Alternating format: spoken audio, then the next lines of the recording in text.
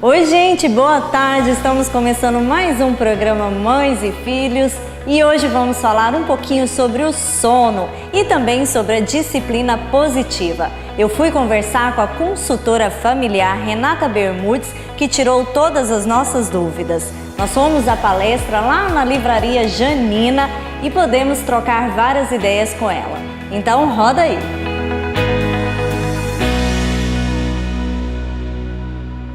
Muito boa tarde, estamos começando mais um programa Mães e Filhos e hoje vamos falar dois assuntos muito importantes, sobre o sono das crianças e também sobre a disciplina positiva. Você conhece a disciplina positiva? E quem está aqui comigo e vai explicar tudo isso pra gente é a Renata Bermudes. Ela é consultora familiar e ela vai explicar para a gente todas essas questões. Muito bem-vinda, Renata. Muito obrigada pelo convite. Renata, a primeira dúvida eu já tiro pela minha experiência própria. Sono. Como é essa consultoria do sono das crianças? Porque o sono depende muito de cada família, né, Renata? Exatamente, cada família vai achar o melhor arranjo para dormir, mas tem alguns problemas que são bem recorrentes, crianças que precisam ter o sono induzido ou que precisam de alguém por perto para dormir, então eu ajudo os pais a resolverem esse tipo de problema dentro da conformação que eles querem. Às vezes querem dormir todos no mesmo quarto, ou cada um no seu quarto, isso é uma escolha da família, mas a gente pode melhorar muito a qualidade do sono, seja como eles decidirem. Vamos por parte. Espera aí, você me deu duas informações muito importantes que eu mesma não tinha conhecimento disso. O local. Por exemplo, a família que quer dormir todo mundo junto.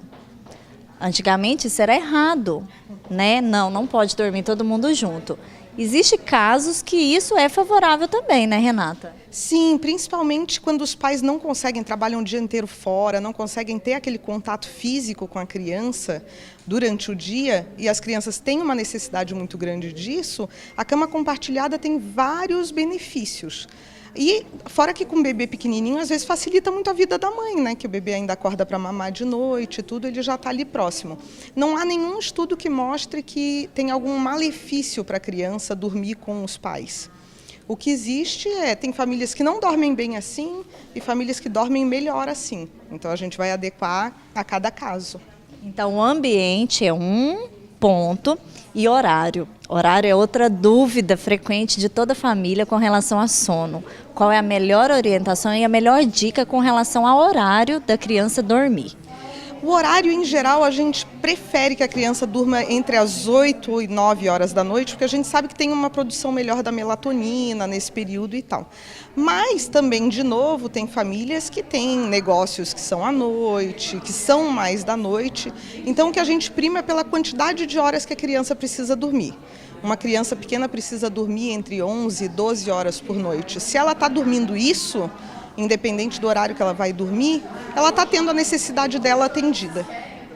Renata, outra dúvida frequente na questão de sono da criança, aquela criança que troca o dia pela noite.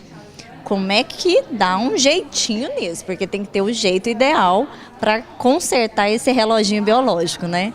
Normalmente isso acontece com bebês pequenos. Com bebês até um mês, é normal que eles troquem o dia pela noite, porque eles ainda estão se adaptando ao ambiente claro, eles não gostam de ficar com o olho aberto na claridade, o barulho do dia ajuda eles a dormirem, então isso é natural. Depois eles vão gradativamente organizando o sono deles para o mesmo ciclo circadiano nosso. Tá?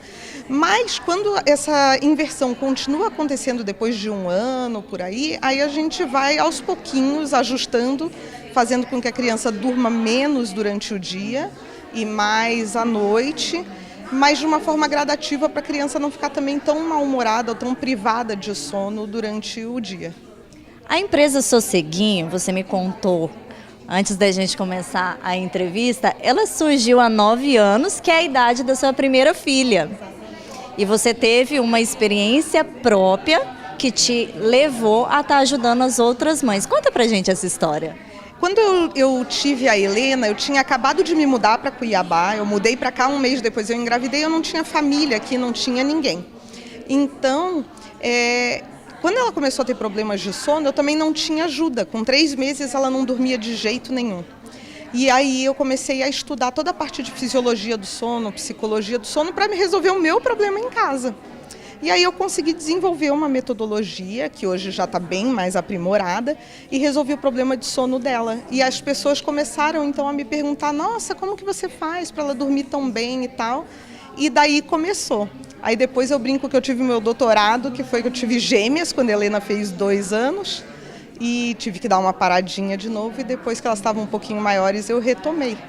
E a gente vai dar essa paradinha aqui no programa também, porque depois do intervalo, Renata, você vai explicar para a gente sobre a disciplina positiva, como que você faz para estar auxiliando os pais, tá bom?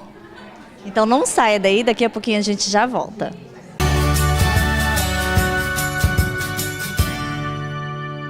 Oi, tudo bem?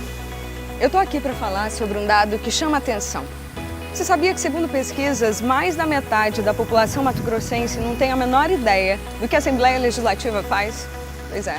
Pensando nisso, a gente resolveu criar uma campanha que resume quais são as principais funções da Assembleia Legislativa. Entre elas, fazer leis, representar a população e fiscalizar o governo. Mas tudo isso exige muito trabalho e estrutura.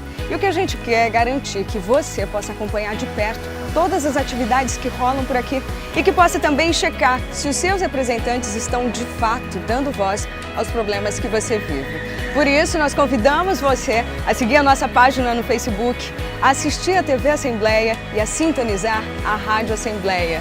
A Assembleia de Mato Grosso acredita que a sua participação seja a grande responsável pela construção de uma sociedade mais justa. Sabe como? Além de acompanhar, você pode também sugerir. A gente criou uma ferramenta que possibilita que você, cidadão, possa dar vida às suas ideias. E você, tem alguma sugestão de um projeto de lei? Então acesse www.al.mt.gov.br/propostas, cadastre-se e envie para nós. A sua sugestão pode virar lei. Já pensou que legal? Na Assembleia Legislativa é assim. Você participa, a mudança acontece.